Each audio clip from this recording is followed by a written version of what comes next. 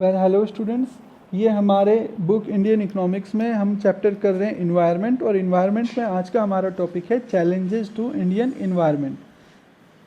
ऐसा ही टॉपिक हमने पिछली वीडियो में भी देखा था।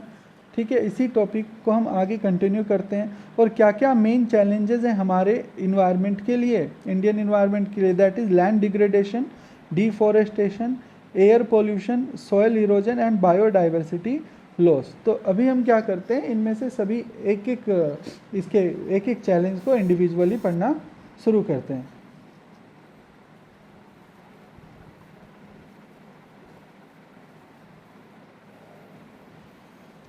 Well, the first challenge which our environment face is the land degradation.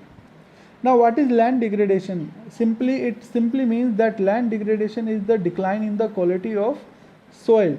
जो हमारी ज़मीन है, उस भूमि के, उस मृदा के, उस लैंड के जो क्वालिटी है, उस क्वालिटी में गिरावट होना, उस क्वालिटी में फॉल होना ही लैंड डिग्रेडेशन कहलाता है। इसके क्या क्या कॉजेज़ हैं?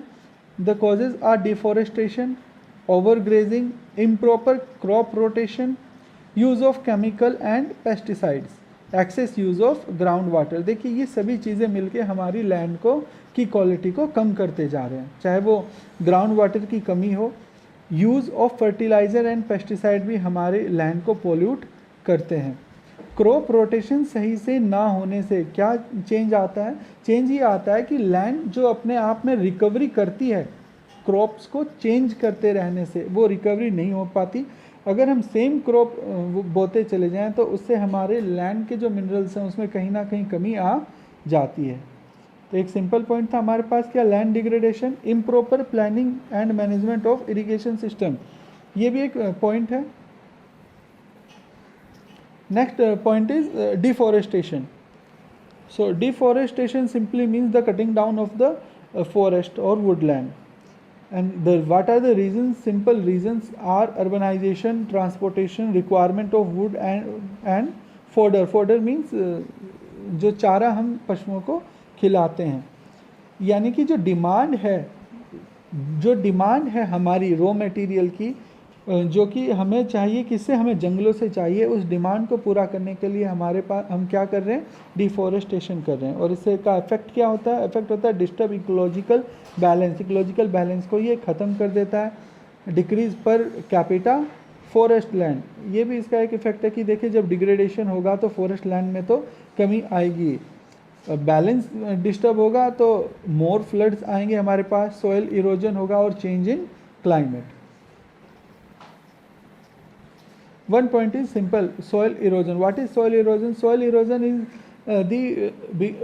due to the air and water causes, or due to the external forces, when the upper layer of soil washed away. यानी कि बाहरी कारणों से जब कभी जो हमारी सोयल है उसकी अपर लेयर वॉश अवे, यानी एक जगह से बहकर कहीं दूसरी जगह चले जाती है।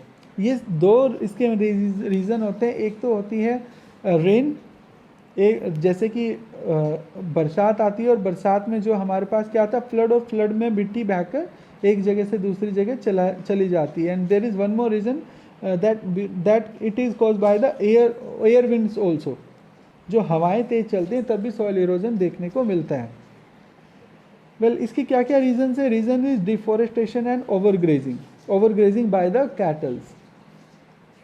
और इसके इफ़ेक्ट क्या होंगे? इसके इफ़ेक्ट कुछ ये हैं कि इसका क्या क्या रिज़ल्ट मिलेगा हमें। रिज़ल्ट ये है कि हमारे जो नाइट्रोजन है उसका लेवल में चेंज आना, फॉस्फोरस, पोटास, यानी कि जो हमारी सॉइल की क्वालिटी है वो सॉइल की क्वालिटी ख़राब होती चली जाती है। उसके जो मिनरल कंपोनेंट हैं वो मिनरल कंपोनेंट में फॉल होना शुरू हो जाता है।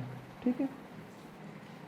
Loss of biodiversity. है बायोडाइवर्सिटी क्या होती है? Biodiversity refers to plant and animal life in the world और इन अ पर्टिकुलर हैबिटेट। यानी कि कहीं भी हम अगर रहते हैं, किसी हम पर्टिकुलर जगह की बात करें, किसी पर्टिकुलर जोग्राफिकल लोकेशन की बात करें, ठीक है, तो उस लोकेशन में आपस में किस तरीके से जुड़े हुए हैं वहाँ के प्लांट और एनिमल, यही वहाँ की किसको डिफाइन करती है? बायो डाइवर्सिटी को। वहाँ पर कितने प्रकार के स्पीसीज़ पाई जाती हैं और कैसे वो स्पीसीज़ एक दूसरे के ऊपर इंटर रिलेटेड हैं।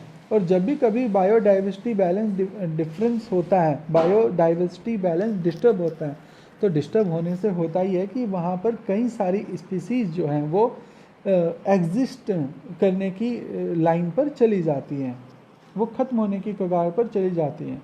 कई चीज़ें जो हैं अपने नेचुरल रिसोर्सेज में डिस्टर्ब होने की वजह से ख़त्म हो जाती हैं। सोयल जो है अपने मिनरल कंपोनेंट को छोड़ देती है। तो इसी तरह की चीज़ें, और इसमें हमें केवल यही नहीं, इसमें हमें सोशल और इकोनॉमिकल कॉस्ट को भी पे करना पड़ता है जब एक बार हमारी बायोडाइवर्सिटी डिस्टर्ब हो जाती है तब। There is one more point and one simple point is air pollution.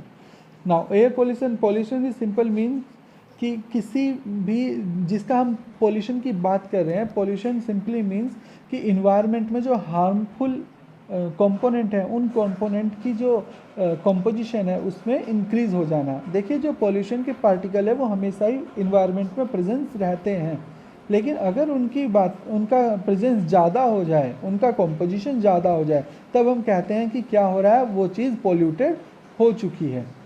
तो air pollution simply means that the component which are harmful to us increase in the component composition in the environment. Reason क्या क्या है? Industrialisation और vehicle emissions. और effect क्या क्या है? Effect यही इफ़ेक्ट है इसके प्रमोशन ऑफ पब्लिक ट्रांसपोर्ट पर ज़्यादा से ज़्यादा ध्यान दिया जाना चाहिए। क्लीन फ्यूल या क्लीन एनर्जी का हमें यूज़ करना चाहिए जिससे कि ये जो व्हीकल एमिशन है इसमें कुछ कम हो सके। समय समय पर देखिए जो इंस्टीट्यूशंस हैं जैसे कि कोर्ट वगैरह हैं, वो भी कई सारे गाइडेंस अपनी देते रहते हैं स्टेट गवर्नमेंट और सेंट्रल गवर्नमेंट को कि कैसे नए नए चेंजेस करने हैं जिसकी वजह से ये व्हीकल वाला पॉइंट और इंडस्ट्रियल वाला पॉइंट हम कवर कर सकें।